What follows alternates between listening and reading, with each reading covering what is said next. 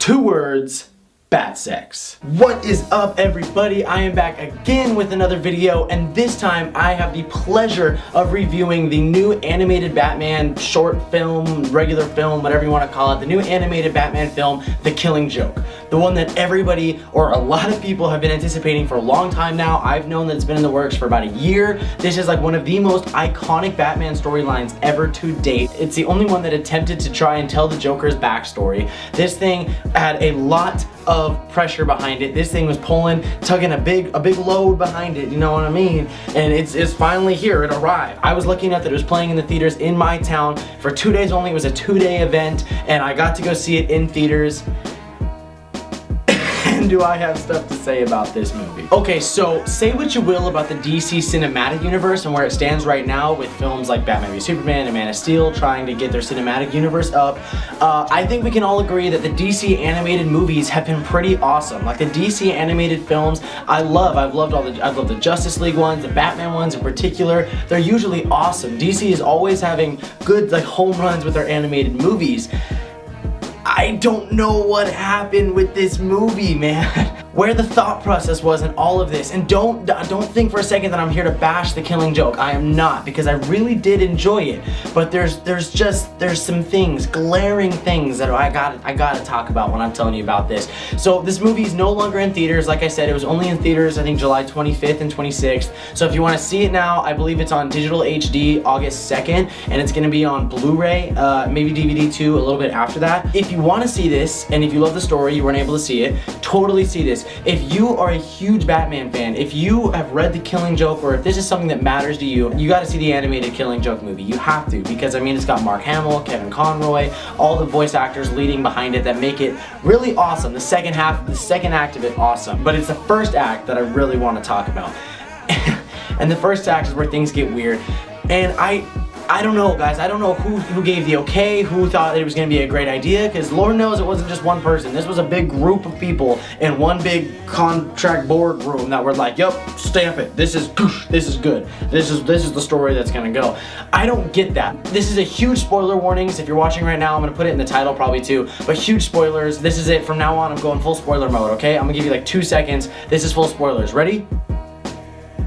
Okay, full spoilers mode. Okay, so Batman and Batgirl fuck. That's what happens. Batman and Batgirl have bat sex. And it was weird, it came out of nowhere, and as a longtime Batman fan like myself, it felt very odd. To explain it, what happens, or like as I'm sure you've already seen, they fuck. I don't get it. They have sex. Like, since when? In all of like the Batman lore and the games and the comics, to me, Batman is the parent figure. Batman is like the dad to Robin and Batgirl or Nightwing, or like he is like the mentor, the parent figure.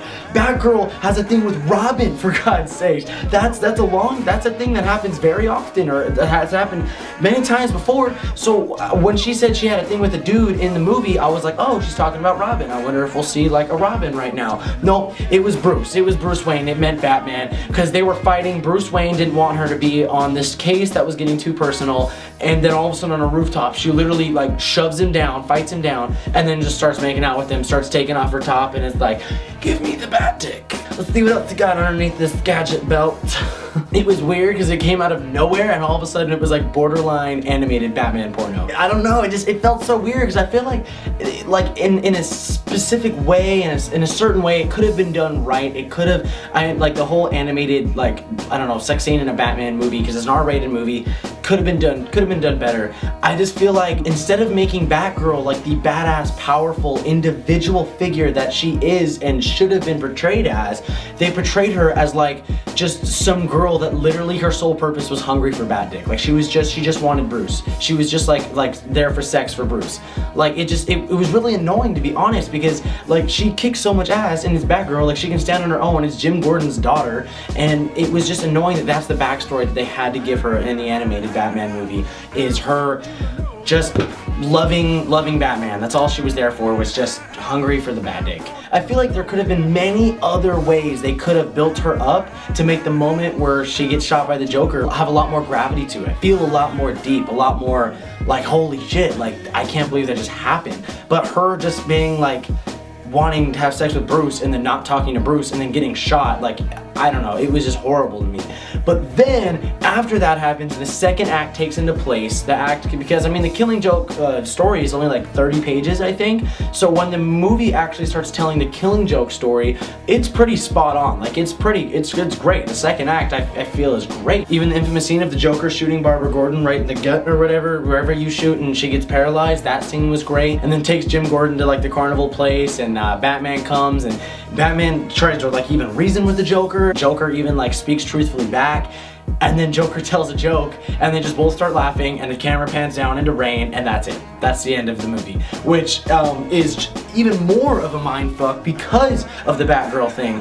Because like it happens in the comic, and even in the comic you're like, what? Like it just ends like that? And in the movie, when it ends like that, you're like, okay, Batman, this dude just shot Barbara, the girl that you just had sex with, on top of a rooftop. She's in a hospital. She's never going to walk again. She's still barely waking up. He kidnapped her dad, is torturing her dad, and you're just gonna sit there and try and reason with him like he's a pal. I don't know. I understand. It's just me throwing logic into it.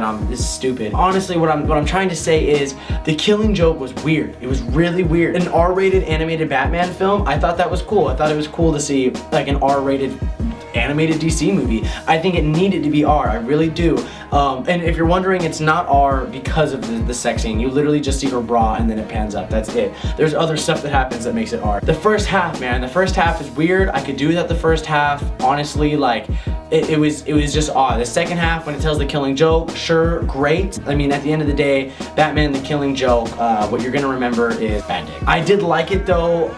If we're gonna go on my grading scale here, I'll give it a gold medal. That's like 3 out of 5. I don't think that I wasted money at all. I'm glad that I got to see it in the theater. The Joker's backstory was really cool, seeing that like adapted onto a film. So yeah, that's gonna be it, guys. I'm gonna wrap this up. That's really all I think I need to talk about. So if you're curious in seeing it, just know that if you want to, you can always buy it and just skip to the second half of the movie, and there you go. It's perfect. But if you want to see it because you're curious, watch the whole thing. It's not terrible. It's just weird. If you know Batman lore, it's even weirder. So yeah, if you like this video, please be sure to smash that like button down below. Click that red rectangle subscribe button. And as always, guys, I will see you very soon.